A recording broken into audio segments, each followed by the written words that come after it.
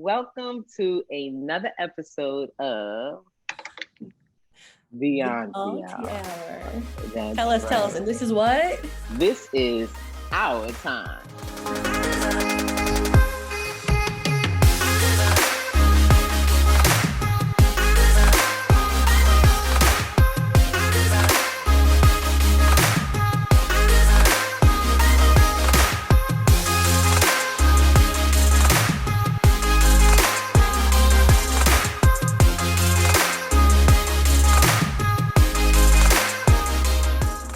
What are we doing with our time? How you been? What's going on? With our time today, I am drinking a lemon drop martini. You guys will recognize that this is my favorite cocktail. Okay. And I have been sitting around thinking about my life journey a little bit. Okay. And Reflecting. I'm just reflecting on where I've been, where I'm going, and just basically the different ways and times throughout my life that I've had to reinvent myself Mm-hmm. to either fill a need that I had at the moment, Right. or most of the time that's really what it was. I need this job, so I need to figure out how I'm going to get how I'm going to get Figure this it thing out. going. Uh-huh. Or later years, just doing what felt good for me Mm-hmm. Mm-hmm. and figuring out the changes that I needed to make in order to get there. Okay. And so I have been thinking about that and kind of patting myself on the back a little bit, Right. um, because there's so many things that I've done. And I'm just kind of happy to be where I am right now, pursuing the things that I really want to do. Right. How did you decide to go for your dream? That's like a loaded question. So going way back, like to the first time I got on stage, I had family around me that like pushed me to get on stage. So obviously it's people around you that see like, okay, you have something. I found that something. It was wonderful. However, I'm in the midst of trying to like finish college and I'm getting my feet wet, which by the way, just to get into college was like a wing and a prayer. I'm not even gonna get started on how I was not the best, getting in. It was people helped me out. So getting into college now I realize I want to do comedy too. So people looking at me like, here she go. Like, what now? You lucky you got into college, which is true.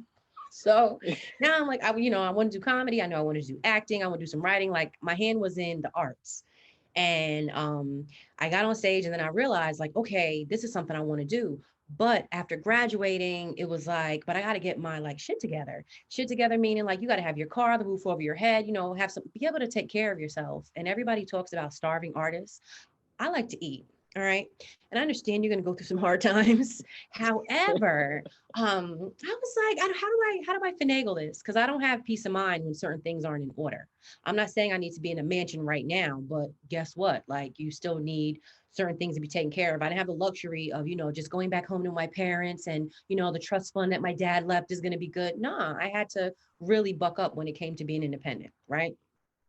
So then that was the determining factor. Like, are you really going to go hard at this? Because right now they don't respect you.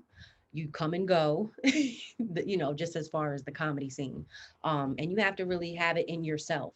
And what are you there for? Because I've had comics who are veterans ask me, like, what are you here for? Why are you here? What are you doing it for? And I always felt like they're mean. Like, that's not very nice. Right, It's a good right. question. Caused me to think, what am I doing it for? What do I ultimately want? Number one, I want respect. Number two, I want to be funny and I want to be recognized. And I found that comedy was fun. Girl, I had fun. I was like, this is fun. I'm good at this. Like this is a piece of me that I don't mind sharing. And with comedy comes, many other talents that you have. You're a writer, right? That comes with it too. So then, I started writing skits and I got asked to do an independent film. And you start to realize that you have so many other things that you are talented in. And as long as you don't ignore it, that itch will get, should I say, pacified, to that extent. You made a very important point about ignoring the itch. I think that when you try to ignore that itch, Mhm. you're setting yourself up for a miserable existence because it will nag at you. Mhm. It will nag at you. You will regret it. And one of our guests, that was Miss Madeline. We talked about Yes. dreams that die in your belly. We Yes. we Look at me. can't have that. No, you No have to. dreams dying in the belly. Don't let it. And I always remember when I was younger, I remember watching Married with Children, and I remember Al Bundy would sit on the couch with his football, and he always talked about who he could have been, shoulda, coulda, woulda, and I just felt like, and he wasn't happy with his life, clearly. And as a young person, that sunk in me, and I was like, that's not what I want. That's just not what I want for myself. I want to be able to recognize my talent, see it as a dream, and run for it.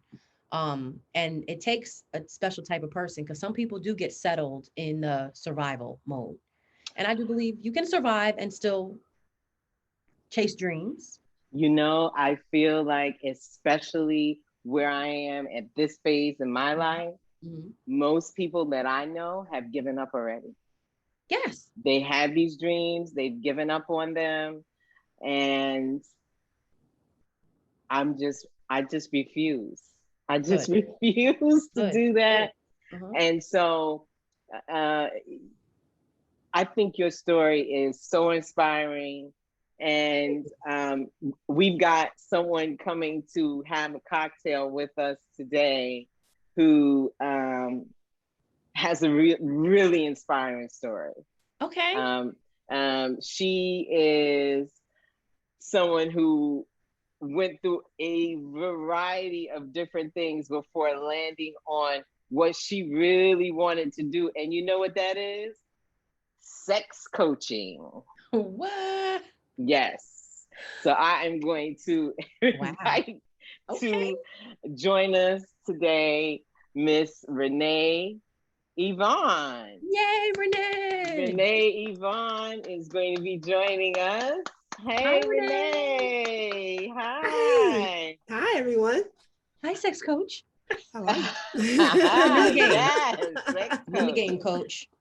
I got my gym gear on. In the I game. said you ready. Yes, yes. I just shared with everyone that your story of transformation Mhm. is one that I think will inspire people who are watching, and the different steps that you took and the different careers paths that you went through to finally get where you are right now. Mhm. Share that with us. Sure. So I went to college and majored in chemistry. I minored in physics and math, and was planning originally I wanted to make makeup for Black women. That's what I really wanted to do, because when I went to school, nothing matched my skin tone. Okay. When I came out though, I didn't know where to go with that. I didn't know what to do with it. And so I started teaching high school chemistry, and I did that for a few years. And then I went back into the lab. I realized I like kids, but I don't like teaching kids. That's not my calling. Um, so So I honest. went back into the lab, and I worked for a nuclear pharmacy for a couple of years, but I was exposed to too much radiation, and they took me out of there, and I worked in regulatory affairs, and I went into actually, I lost my job at that place. That's what happened. The company closed. I lost my job. And that day, I went to Toastmasters for public speaking. I had joined them about 6 months prior. And I went to Toastmasters. I gave a speech about how I just lost my job. And someone in the audience hired me to be their marketing person for their pharmacy. So I was like, that sounds great. I don't know what that is. And so I started doing marketing for this pharmacy, where I would go out to doctors and talk to them about these custom medications that he made. And I loved it. I was like, I can't believe he pays me to talk to people all day. I absolutely love this. The company that he bought his chemicals from to make these medications heard about me, and they asked me to come down and speak at their marketing symposium. It was the first one they were ever doing. They told me that they had 30 people coming. And I said, okay. So they flew me down to Houston. They put me in a hotel. They had a driver come pick me up. I was like, wow, this is really nice. And I walked into the room and there were 120 people there. I was the only Black person in the entire room. And I was like, oh my God. So I spoke at that event. I said, well, I got to do it. I'm here. So I spoke at the event. It went great. And they kept hiring me to come back down there and speak. And eventually, that following year, they hired me to work for them. So I worked for them for 5 years. I traveled all over North America, which was an incredible experience from a Black girl that grew up in the hood in Southeast DC. I was like, I'm seeing, the country. This is amazing. And in 2009, I lost my job, but I decided to keep doing that work on my own. So I started my own marketing business, and I did that for 7 years. And the industry itself started to change. And I thought, I need to get out before it goes really bad. So I got rid of that business, and I ended up, I'm not exactly sure how this happened, but I ended up in transportation in the biking world. I like to bike, and I had started biking around, and I had started this group just kind of for fun of Black women. It was mostly Black women. We would ride on the trails and stuff in DC. And this group had heard about me, this organization heard about me doing these rides, and they were wondering how I got all of these Black and brown people on these rides because they were having trouble doing it. So they ended up hiring me to do their events. So I've been in the transportation world for about 6 years now, doing biking, walking, transit, just getting people to consider getting out of their cars and transitioning or commuting in different ways. About 2 years ago, I had an offer to move to LA and to work in this transportation world. And I wasn't sure because I don't love LA, no offense, but I just don't. And so I was like, I just don't like the traffic. I'm just not feeling it. So I was really struggling with this. And I called one of my friends and I said, I have this offer to go to LA to do this job. And she said, Renee, what do you really want to do? And without hesitation, I said, I've always wanted to be a sex therapist, but I cannot go back to school. I'm sick of school right now. And she said, I'm sure there's a program out there where you can go and become a sex coach or a counselor or something where you don't have to go back to school. So she challenged me, and I took her up on the challenge. I found a school called Sex Coach U, and I went back. And it was the perfect timing because at the moment I was in a relationship with somebody I cared for very deeply, but it was a sexless relationship. And I didn't know what was going on. I had been taking all of these different classes trying to figure out like, what's wrong with me? Why doesn't he ever want to be with me? And I found out after all of that what happened was he was on a medication that was causing low libido. He just wasn't interested. And so the issue was you have sex, but you have this personality that's going all over the place, or you don't have sex and you have somebody whose mood is the same. And so that was a struggle. And I found out when I started to talk about it that a lot of other women were in very similar situations where they were with somebody they deeply cared for, but the sex was just non-existent. So when I finished with Sex Coach U, I realized that this was happening to a lot of people in their mid 40s, 50s, and 60s, and no one was talking about it. Every time I looked at a sex coach or therapist, they were talking about positions and blowjobs and all that stuff is great. But I'm like, there's a whole host of things going on with people in their 40s and 50s that no one is discussing. They're not talking about diabetes and health issues and just just getting older, like things just don't work the same. I can't get in those positions. I don't want to, I'm tired, And so I decided to be that person. And so that's how I got to become the Gen SeXologist. And I work mostly with Gen Xers and baby boomers, helping them to revive their sex life and reignite it into whatever it is they want it to be so that they are happy and having lots of orgasms.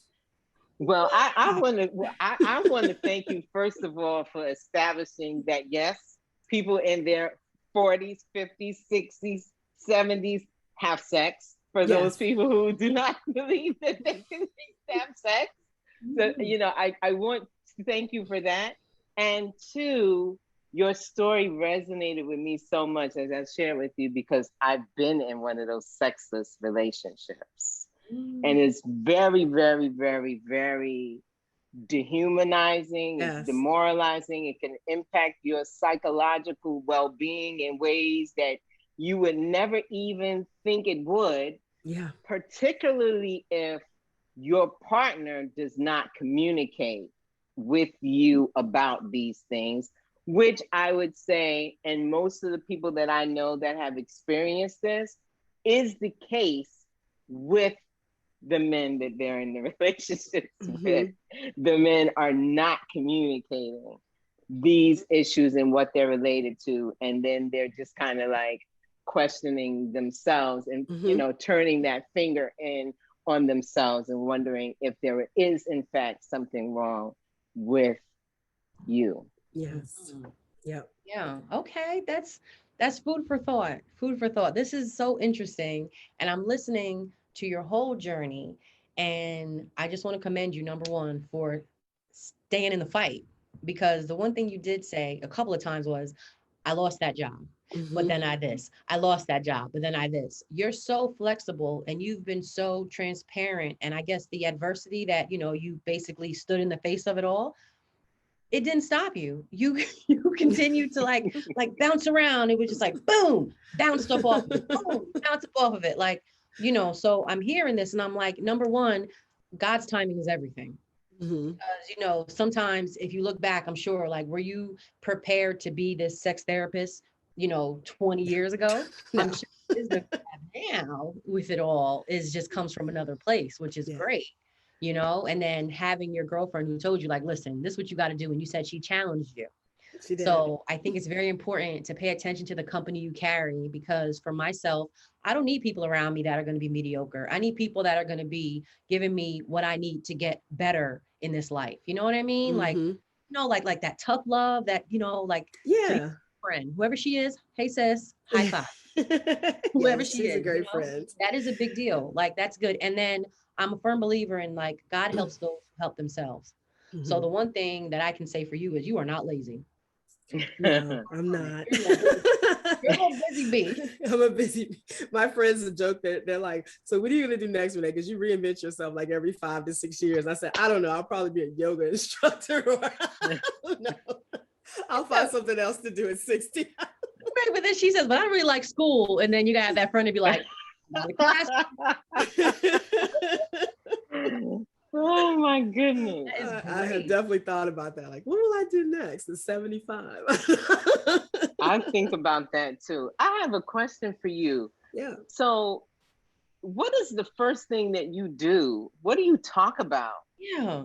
When you are, you, okay, so I'm coming to you and I'm saying to you, Renee, I'm not getting no peen. Like, nothing happening in my relationship. You know, if I come to you and I say that, what are some of the first things that you talk to me about? That's a great question. So when I work with mostly women, and then I work with couples. So I rarely see a guy alone. So this is a good question. So what happens when someone comes to me with that, I go through a little bit of history. So just to step back, I work as a sex coach and counselor, which is different than a sex therapist. In therapy, they tend to start where you are and go back and kind of talk through, like, how did you get here? And then there's some, you know, they will do some behavior change. But in coaching, we start here and then we're trying to figure out, where do you want to be? So I don't do a whole lot of background stuff, a little bit, but not a lot. So I like to see how you got here. Like, what's the situation? What have you tried already? What has and hasn't worked? So once you tell me that, then we start to talk about how can we have communication with that partner and get that out, because sometimes that's what's happening, is that no one's talking about it, because we're in this society where people they want to have sex, but no one's talking about the kind of sex they want to have. And we're all just kind of assuming that this person should know what I want and they should know what I want. And he should, you know, like, we're doing that instead of having that conversation of saying, this is what I need. So often what I'll do is I'll ask that I'll give you a sheet. I love to work with couples though, because then you get both sides of the story. And sometimes you realize that these people are 2 different relationships. I've been there where I'm like, what relationship? Are you in a relationship with her? Like, this is not what she told me about you. You know, I've seen a lot of that. So what I like to do is give them a sheet. It's called a yes, no, maybe fantasy list. Ooh. It lists all kinds of sexual activities on there, and you do it individually. So you check off the things that you are saying, like, yes, I would do that. No, I don't want to have any parts of that. I might consider doing that. And this is in the fantasy realm. And I tell some people some things are fantasy and they probably should stay in the fantasy realm, and that's okay.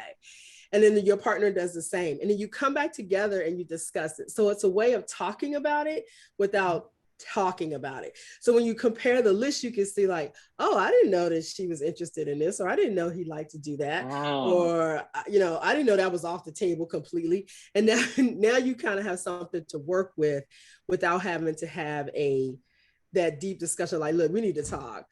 This ain't working for me. And sometimes that's where it is. Sometimes people need to really have a conversation about going to see a medical professional. And if that's the case, I can help people find someone if that's what they need. But sometimes it really is that. It's not a sexual issue. It's really a medical. It may be depression. It could be stress. There could be a chronic illness that's going on. And they really need to take care of that before we can even deal with the sexual aspect of it. So once I meet you and we kind of talk, that's what I'll suggest to people is like, has your partner been checked out fully medically so that you know what you're working with? Because we can't really fix the sex if there's a medication that he hasn't told you about that he's taking that's causing this issue. Oh, I have a question. Yeah. Now I know that you believe in confidentiality. Yes. What is, and we're not saying names, what is like one of the wildest coaching stories you have? You got a lot of them. Again, this is, just curious. I have had, I think the wildest I had was, I had a couple that came to me individually, and one of the partners told me that they were polyamorous, but the other one didn't mention anything about it. And I thought, do they know? Now that's interesting. Now wait, tell us what polyamorous is for some of our listeners that don't know. So polyamorous just means many loves and just in plain English, but it's typically what happens is it's called consensual non-monogamy. So what happens is the couple talks about it and they decide, I want you to be my main person, but I know that I know you're not going to be my only person in life. And so they may have other people in their life that come in and out that they date or see, have sex with. They may not, it may be platonic, but they have other people that are in their lives. So I was very shocked because this couple didn't both say that. And I thought that was interesting when I was working with them. I was like, oh, okay.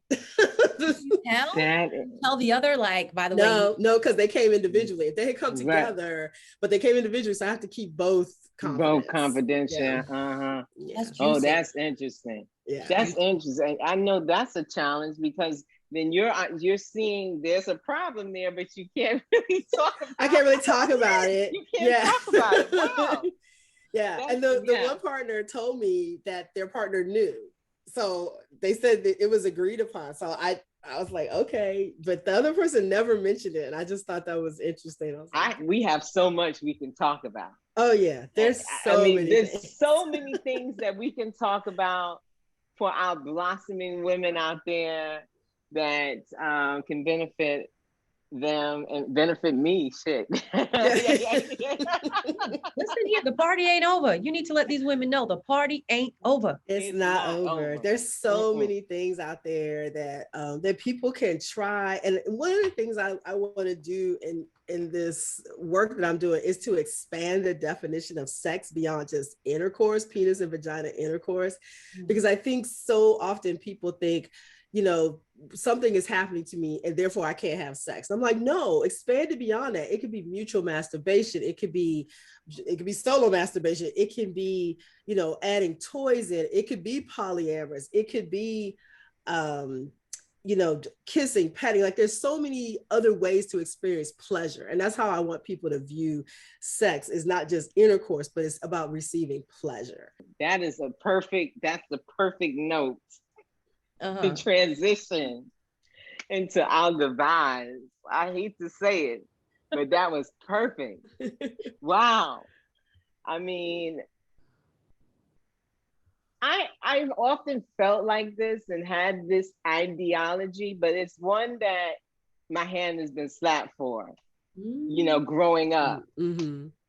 you know, you know, and I'm sure this is something you can relate to, Renee, and you too, Shatara, depending on our family situation, what is right and the proper way for ladies to behave and what sex is supposed to be for us, Mm-hmm.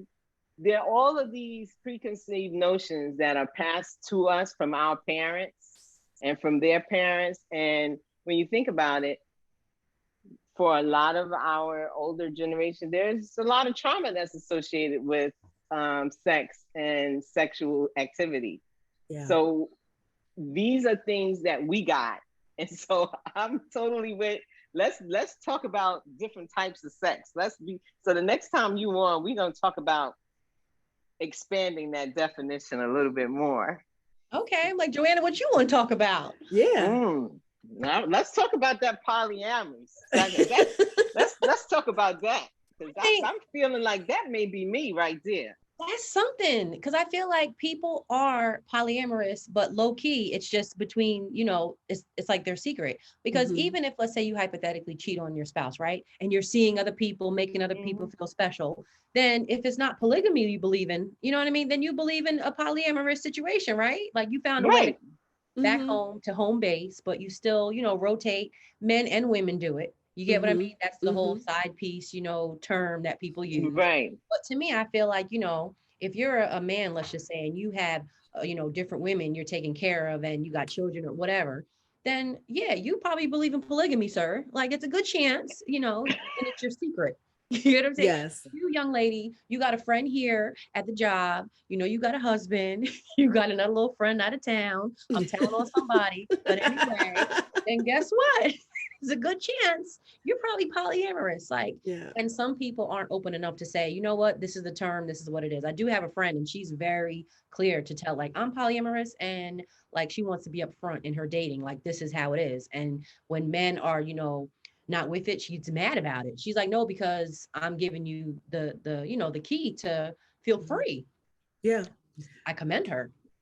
I do That's too. very I think a interesting. lot of people are polyamorous and don't think they should be because of society and what we've been taught and religion and whatever else you want to throw in there. And when we think about, like, I had a guy on my podcast a few months ago and he talked about how it works. And I mean, I think my co-host and I left like, yeah, we're going to do this. We're going like, where do I sign up? We're going to do this one guy at a time thing anymore. Like, this is ridiculous. Right. But with the beauty of it, to me, there were several things that I took away from it. One of it was the amount of communication that has to happen, where as in heterosexual relationships, there tends to just be, we went out on a date, we go together now, right? Like there's not like a whole lot of talking. But in polyamory, there seems to be a lot of discussion because you want to make sure that your partners are clear on what's happening. Like, I have a wife at home. We know that this is what we do. You need to be okay with that, or let's not do this. Like, just not get involved. And so there's a lot of communication there. And then the other thing I took away from his conversation was how it's sort of like you can have different people in your life for different reasons. And we do that everywhere else. But for some reason in marriage, we're like, you have to be my all and my everything. And so if this person doesn't, like, let's say, like, I like baseball. I was dating somebody recently that didn't. So that means I don't go to any baseball games. Why? Like, why can't I have somebody to go do these things with if my main partner doesn't want to? And I think because he broke it down like that, I was like, well, this is, yeah, I'm gonna try this. I like this. I can do this. I can do this. I commend you, because I just feel like, and I'm a married woman, and I'm newly married also, and I got married. Congrats. Thank you. Since I got married older, I feel like it's a little different because I got set in my way of knowing what I want. So, when it comes to the play around, like, oh, I'm good for the play around. Like, mess with me if you want. I'm good for the play around. However, I just had to know that, okay, I have to be very happy right here because that 80-20 rule is significant. So, you know, as long as that 80 is good, then like we'll be okay. Like we check all the boxes. It's not going to be perfect. You know what I mean? Right. But I used to always say, and I say used to, and I use that broadly, if I was built like a man, and I feel like men lack emotion in areas where we have heavy emotion, I would be promiscuous unapologetically if I was built like a man. If I were a boy, I'll sing the song. Yeah. Oh, what? Ah. Our emotions are somewhat, you know, and do you find that in coaching that like you see the difference where women, our emotions are in line? Tell me something. You know, I really haven't. I've been seeing women, I think the bulk of the women that have been coming to me are in relationships where they're sexually frustrated. They're just in these relationships where they're just not having the sex that they want. Okay. And so we're talking a lot about either how do you get it from this partner or how do you get out of it and get it from someone else? And that's pretty much the routes we're taking. Like, you don't have to be in this and suffer. You can either, you know, have this conversation and get what you need from your partner, or we need to get out of this and figure out how you can get with someone else who can give you what you need and desire. Okay. So now you're giving women the confidence to like take a jump. Yeah, I want people to feel like, you know what, we don't have to stay in stuff just because we put time in. So many people feel like, I put in 5 years. I'm like, okay, I heard Dr. Phil say this one time. The only thing worse than being there 5 years is being there 5 years and a day. So I'm like, why are we staying in this stuff if it's not working? I'm with it. Yeah. Yes. That's where I'm at. Hey, I had arguing parents, you name it. So my attitude, I mean, I think that my first words were not gaga goo goo. I think my first words were, ain't nothing going on but the rent. No keep. That was the first word. That was it. And also, I'm not into keeping a man that don't want to be kept. That was the other words. And I don't have to be here. I want to be here. Right. And that has been the attitude I've had for like the longest. Like, oh, we unhappy? Like, oh, no, listen. It was a good run.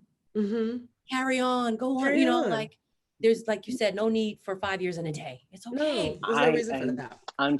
Unfortunately, I fell into that trap. Okay. Of the investment of time. Yeah. The investment of time, and it has to work because I invested this time. And although I was quite transparent about what I wanted in my relationship in the beginning, and this was something that was discussed and was agreed upon, somehow as time went on, it became a problem. It was no longer okay with the other party. And so a lot of it is confidence. I would say most of it is confidence. Most of it is saying, you know what, I'm tired of this shit. Look, this is what I want to do, and I need to go do what I need to do. And so anyone who is inspiring women to go out there and get what they deserve has a welcome mat waiting for them on the Auntie Hour. Yes. And a go cocktail. Get it. That's right. And we want you here. And we are so happy that you joined us today. Thank you so much for being here with us. Yes, thank you for having me. Woo, it was so nice to have you on. And I want to thank everyone for watching us. Shatara, you have any closing remarks? In closing, ladies and gentlemen, I want to say thank you all for watching, listening, as always. And thank you, Renee, for coming out and being the dope sister that you are and shedding some light on all of us, because now people are walking away talking about, I'm polyamorous. Thanks for the trouble. People go, I'm poly. I don't even know how to say it, but you know what I meant. There'll be some trouble out in the street. Thanks to you, Renee. Thank you. I'm with it, by the way. Thank you. Thank you so yes. much. So this was a good time. Thank you. And I hope to see you again because I have like 40 questions that I wrote down. Well, please, yes, let's do it again. Yes. I'll try to answer at least 38 of them. The 80-20 rule, boo. The 80-20. 80-20. 80-20. You're still a keeper, basically. Yes. Okay, and until next time, we'll see you next time on the Auntie Hour. Goodbye. Okay, bye. Bye. Ciao. Bella.